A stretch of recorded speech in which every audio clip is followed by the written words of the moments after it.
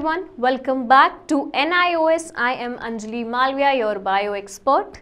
So children, हमने start किया है हमारा chapter origin of life on earth. ये बहुत इंटरेस्टिंग चैप्टर है. आई होप आपको मज़ा आ रहा है इसमें.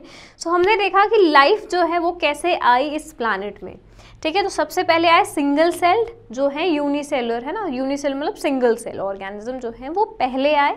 उसके बाद धीरे धीरे जो चेंजेस आए हैं उनके बाद जो मल्टी सेलुलर है वो आए. सो हमने बात की चार्ल्स डार्विन के बारे में. भाई he is known as the father of evolution. Ma'am हमें सब पता है, सब याद है, आपने जो पढ़ाया था. Yes, that's very good.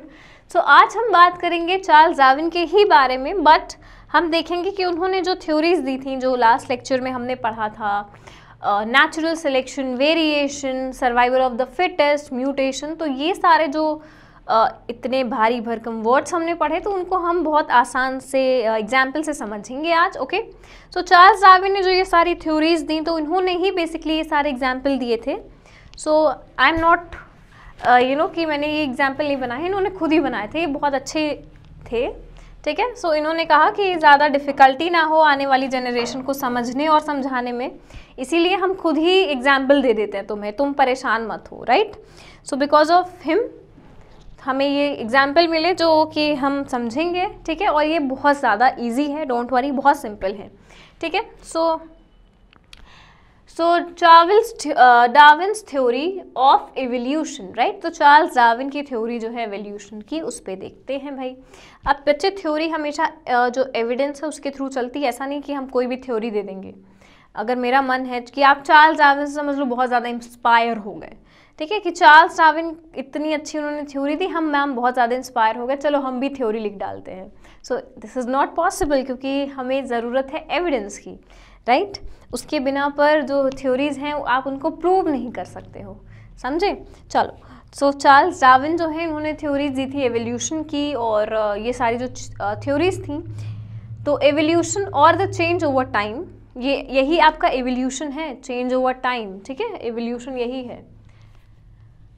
is a process by which a modern organism has descended from the ancient organism. तो ये लास्ट लेक्चर में भी पढ़ा था हमने कि किस तरह से जो आज के टाइम में जो हम प्रेजेंट डे में ऑर्गेनिजम्स देखते हैं, स्पीशीज़ देखते हैं, वो जो है कैसे आए हैं इस प्लैनेट में. ठीक है, वो पास से इवॉल्व हो करके ही आए हैं, कोई ऐसे अचानक से नहीं टपक पड़ा.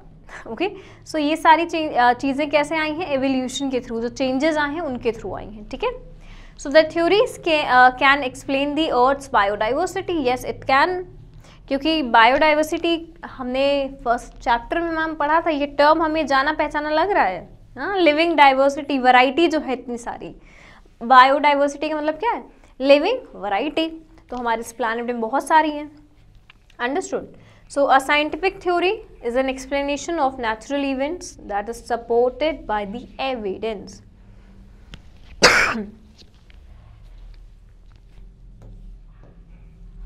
यस, सो ये एक ऐसी थ्योरी है, ठीक है, जो कि एविडेंस के थ्रू ही हम उसको मान सकते हैं कि सही है मैम, क्योंकि हमें भाई चाहिए होता है एविडेंस.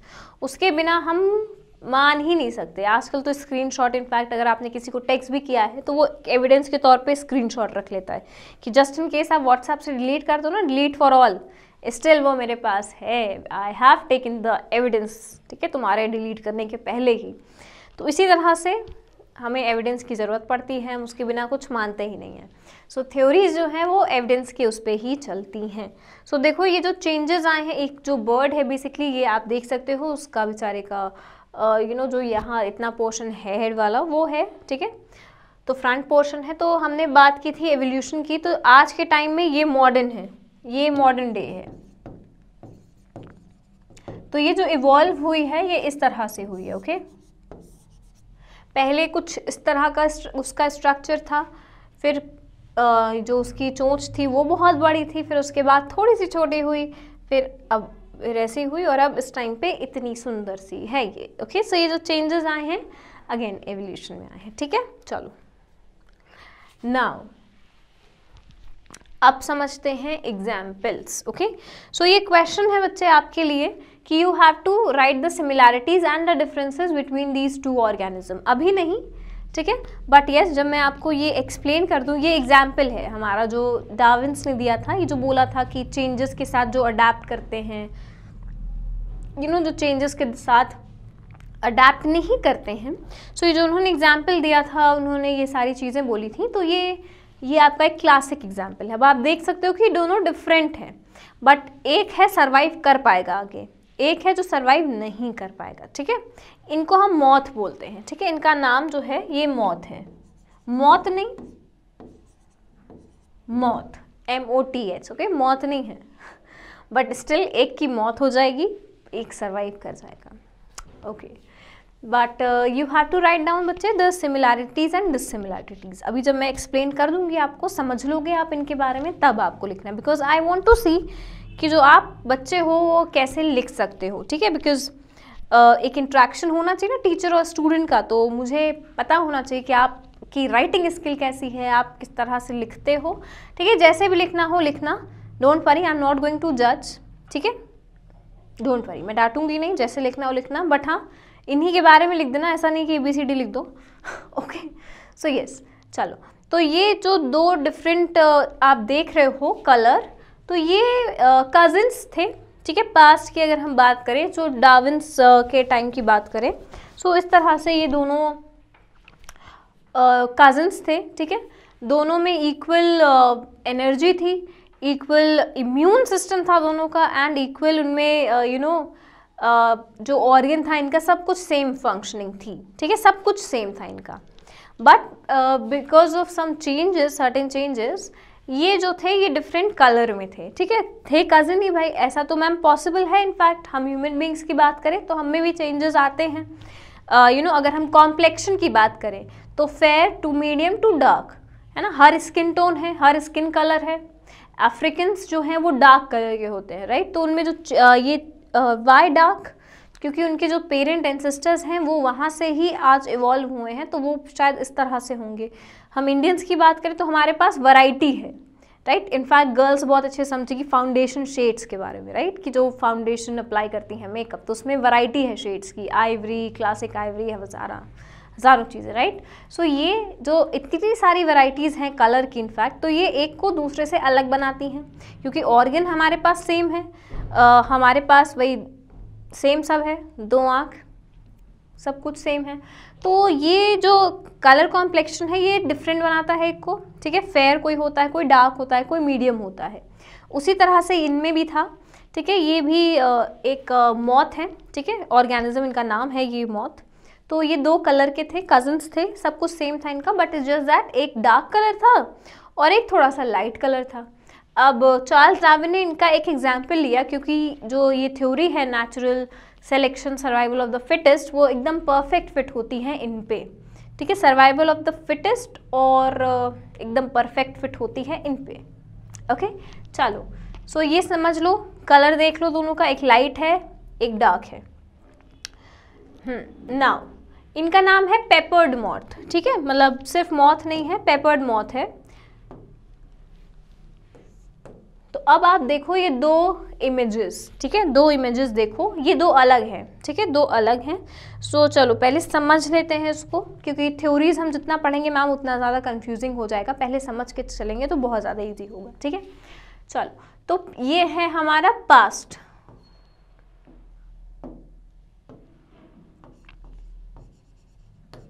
ये है हमारा पास्ट। देखो मुझे कलर भी चेंज करना पड़ा, इधर डार्क इधर लाइट, और ये है हमारा present. Not exactly present, but yes past से थोड़ा सा तो ज़्यादा ही है, पहले ही, आई मीन बाद में। चलो back to yellow, back to red, क्योंकि लाइट कलर है। ओके, सो देखो सेम स्पेशीज हैं। ठीक है, वही जो कलर हमने दो देखा था, एक डार्क वन एक लाइट वन, और यहाँ पे भी सेम स्पेशीज है, एक लाइट वन एक डार्क वन। ठीक है, ध्यान से देखना इस इमेज को, ध्यान से देखिए इस इमेज को। तो ये जो दो थे, ठीक है, वो सेम यही हैं। अब देखो ये जो पेपर मॉथ है, ये कहाँ पे रहते हैं, ये ट्रीज पे रहते हैं। ठीक है, पेड़ों पे रहते हैं। सो पेड़ों की जो बाग है, जो पूरा पेड़ का स्ट्रक्चर है, उनमें ही ये विजिबल होंगे, वहीं पे इनका सर्वाइवल रहेगा, वो वहीं पे रहते हैं ये पेपर मॉथ। ठीक है, चलो, सो अगर हम पास्ट की बात करें, समवॉट 70s 60s 50s है ना, 1950 1940 1930 18 समथिंग ऐसे सेंचुरी, 17 सेंचुरी ऐसे वैसे बात करें। सो ये जो आपके पीछे बाग है ये है ट्री बाग, ये जो पीछे आप देख रहे हो ये है ट्री बाग, पेड़ की जड़ें जो होती हैं, you know the whole structure जो है पेड़ का वो है।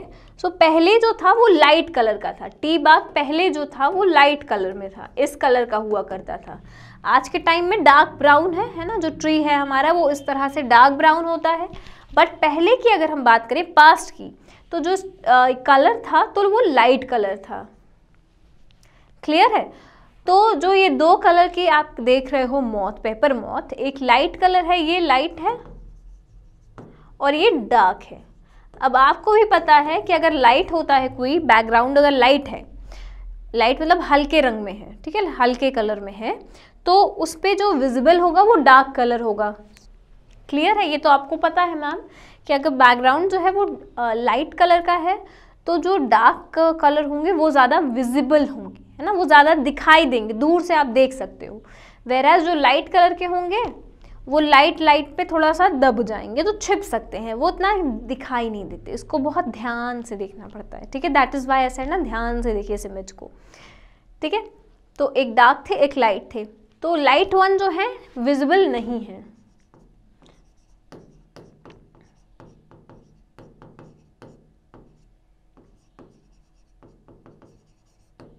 नॉट विजिबल ईजिली, है ना, आसानी से भाई नहीं दिख रहे हैं। वेराज जो डार्क वाले हैं तो वो क्या है, विजिबल हैं, आप दूर से भी इन्हें देख सकते हो क्योंकि लाइट कलर का बैकग्राउंड है और ये डार्क वन है तो भाई अच्छे से देख सकते हैं। और अब इन्हें कौन खाता है, इन्हें जो उड़ते हुए पक्षी हैं वो देखेंगे इनकी तरफ, ठीक है, जो बर्ड्स हैं बेसिकली वो इनको देखेंगी। और जो लाइट वाले हैं वो तो छिप जाएंगे क्योंकि उनको अगर ऑब्वियसली वो थोड़ा ऊंचाई से देखेंगी, है ना, सो लाइट वाले तो छुप जाएंगे क्योंकि कॉम्प्लेक्शन यही है, मतलब लाइट तो इतना विजिबल नहीं होगा दूर से, बट डार्क वाले जो है वो इजीली सीन हो जाएंगे। सो डार्क वालों को खा लेगी आकर के वो, ठीक है, तो इसकी वजह से इनकी क्या हो जाएगी, डेथ हो जाएगी। और इसकी वजह से आगे की जो जनरेशन है अगर बात करें तो इनकी कम होगी क्योंकि भाई इनके जब मरते जा रहे हैं यही, ठीक है, हम सिर्फ एक दो की बात नहीं कर रहे हैं, पूरे बल्क में बात कर रहे हैं, ठीक है, बहुत सारे ट्रीज, बहुत सारे पेपर मॉथ, ठीक है, तो इनकी पॉपुलेशन कम होती जाएगी और इनकी बढ़ती जाएगी क्योंकि इन्हें तो कोई खा ही नहीं रहा है क्योंकि ये छुप जाते हैं। एडवांटेज है इनको कि इनका कलर जो है वो सेम है तो ये छिप जा रहे हैं, ठीक है, तो इनको नहीं खाएगी। तो जो हमारा कंटिन्यूएशन हो रहा है स्पीशीज़ का, इनका होगा, इनका बेचारों का नहीं हो पाएगा, ठीक है। So because of this reason, अगर शुरुआत में इनका दोनों का रेशियो सेम था पॉपुलेशन का, दोनों की पॉपुलेशन इक्वल थी, but because of this reason, क्योंकि उन्हें बर्ड्स आके खा रही हैं, इन्हीं को टारगेट कर रही हैं कि मेरा निशाना सीधे तुम हो क्योंकि तुम हमें आराम से दिखाई दे रहे हो, राइट। सो उसकी वजह से जो रेशियो है उसमें चेंजेस आ जाएंगे, ये तो बढ़ते चले जाएंगे भाई साहब क्योंकि भाई तुम तो दिख ही नहीं रहे हो और हम बिकॉज हम डार्क कलर के तो हम ही दिख रहे हैं और हमें भाई खा रही हैं वो, this is not fair, right. तो इन्होंने कंप्लेन कर दिया, समझ लो, ठीक है, डार्क वालों ने कंप्लेन कर दिया कि ऐसा हो रहा है, मेरे साथ बहुत नाइंसाफ़ी हो रही है। So because of certain things, environment changes की वजह से क्या हुआ कि ये वाला जो ट्री बाग लाइट कलर का था ये हो गया अब डार्क कलर का, ठीक है, ये डार्क हो गया, डार्क हो गया ट्री बाग, ठीक है।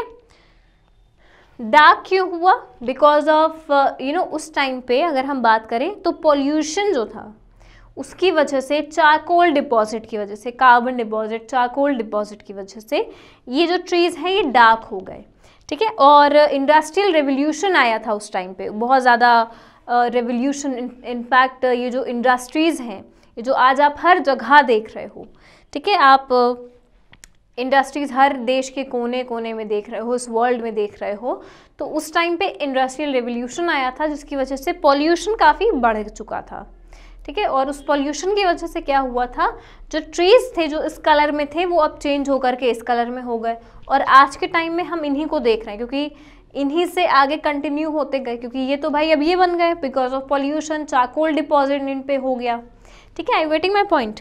तो इसकी वजह से क्या हुआ कि ये डार्क कलर के हो गए। अब डार्क कलर के हो गए तो जो डार्क वाली थी इसको तो एडवांटेज हो गया, ये बहुत खुश, सुपर हैप्पी कि चलो अब डार्क हो गया ये, तो अब हम छुप जाएंगे भाई। तो ये वाले जो थे, देखो यहाँ पे ध्यान से अगेन देखो, क्योंकि ये डार्क है ना तो छुप रहा है थोड़ा सा, ठीक है। तो ये क्या थे, ये नॉट विजिबल, ठीक है, क्योंकि ये भाई छुप गए उसमें, डार्क डार्क सेम हो गया, इक्वल हो गए। वेराज ये जो लाइट वाले थे, लाइट कलर, ये लाइट कलर है लाइट वाले, तो ये इजीली विजिबल हो गए,